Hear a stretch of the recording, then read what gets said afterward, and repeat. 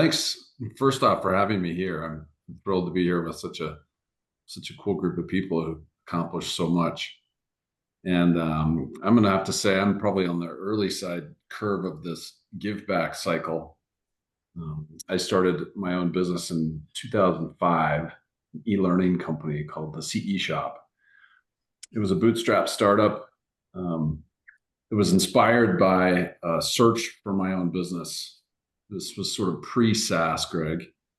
Um, but I recognized the fact that we could develop what turned into curriculum for the real estate industry to be licensed or to get your continuing education. We could develop a course one time and we could sell it infinitely at no additional cost cost of goods. So it was kind of the early days of SaaS, if you will. But classic bootstrap startup. I mean, really started with nothing. It was me behind the desk in Fargo, North Dakota at the time. I had moved there to be with my now husband, whose daughter was 5 at the time, and it was important to be with her. So from there, we grew. Ultimately, moved the business to Denver, and at the end of 2020, sort of the peak of the COVID time, we sold the business to a private equity partner out of Chicago for a pretty generous 9-figure deal that gave me the freedom to relax and kind of reboot into the next chapter, but rolled significant equity forward. I still serve on the board of that company and have kind of, I'd call it business 2.0 for me, learned the whole private equity game in terms of acquisitions and leverage.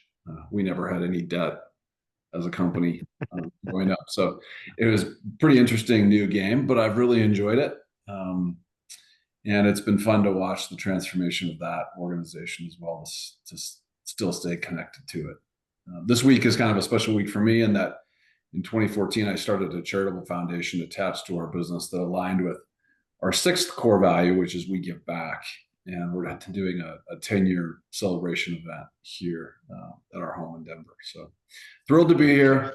Definitely wanting to contribute back to a community of entrepreneurs that need and want some support and a little bit of wisdom from a little bit of gray hair that's starting to poke through. Thanks for having me, Jeff.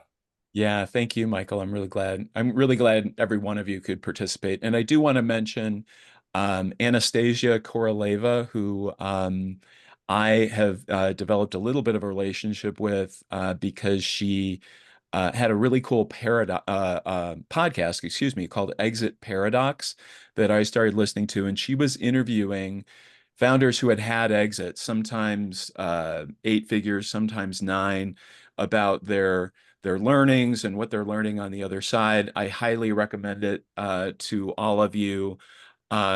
Anastasia had her own 9-figure exit and actually built and sold 3 more companies after that.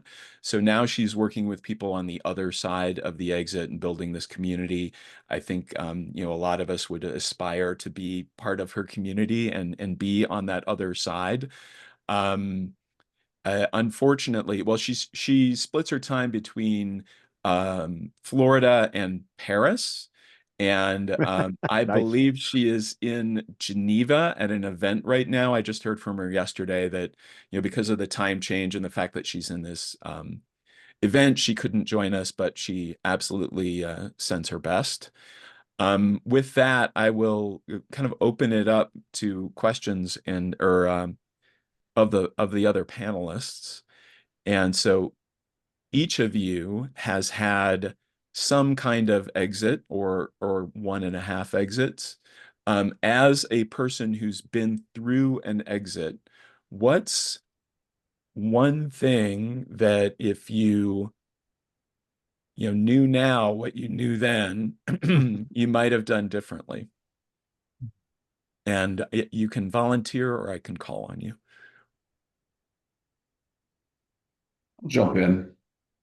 I definitely live my life as not a looking back like I would do things differently because I believe it all kind of rolls out perfectly. Yeah. One thing that I was struck by was the lack of identity I had outside of my role as founder and CEO. It was very much the moniker of my life and the hat that I wore. So I think I can sit here and say I probably would have diversified my interests and I would have become more well-rounded and more interesting, but I don't know that I would have, because I was so dedicated to the mission and it was so all-consuming, and that I loved it so much. So I don't know that I would have done anything different. I had a unique opportunity. I had a unique situation where we actually went to market in 2019, and we had so this is pre-COVID, and again, we're in the e-learning space, and we had a really nice frothy process that resulted in a deal that was, again, another 9-figure deal, but it didn't align with my values and our values as an organization. And so I pulled the plug on that deal. We went back to work, and then 2020 happened, and the business essentially doubled. And it was just time. Like, something clicked, and it said, you know what, it's time to actually, let's finish what we started. But that was an example of doing, like, I think if I had closed the deal that we had in 2019, I'd be sitting here on this podcast right now saying, I wish I had made sure that the deal aligned to my values completely, completely. So Michael, I think that's such an interesting question, and I've seen my clients wrestle with this. Um, how do you say no to a 9-figure deal? Well, it was rough. I mean, my business partner and I both came from nothing. I mean, I was on the free lunch program as a kid, and he grew up in a trailer home in the middle of North Dakota. And I mean, we were both just scrappy, very tenacious. We have a lot of grit. And he's also 10 years my senior. So it was a very challenging decision, but at the same Mhm. time, it wasn't. Um, Mhm. we were in a unique position where we didn't need to sell. It Uh, was just that, so much of our personal self, financial wealth was tied up in the business. So it was a de-risking move, and also a point where I was kind of ready to move to the next chapter. 15 years down, I guess it was 14 years down. I'm convinced that whatever period of time you put into a startup is the equivalent of about twice that in a kind of a regular career. Uh, so no, I mean, it took a lot of soul searching. Fortunately, we both had spouses on both ends that weighed in on that, mhm. and helped. Plus, we loved our business. It wasn't like we were dying to get out, right? Uh, Right. You and weren't our core values, exhausted yet. You weren't burnout. You, not completely. No, I yeah. mean, we were definitely, I was getting there. But our core values were so foundational to who we were and are as a company that to do it differently would have really compromised so much, and it just wasn't worth it. Mhm. Yeah.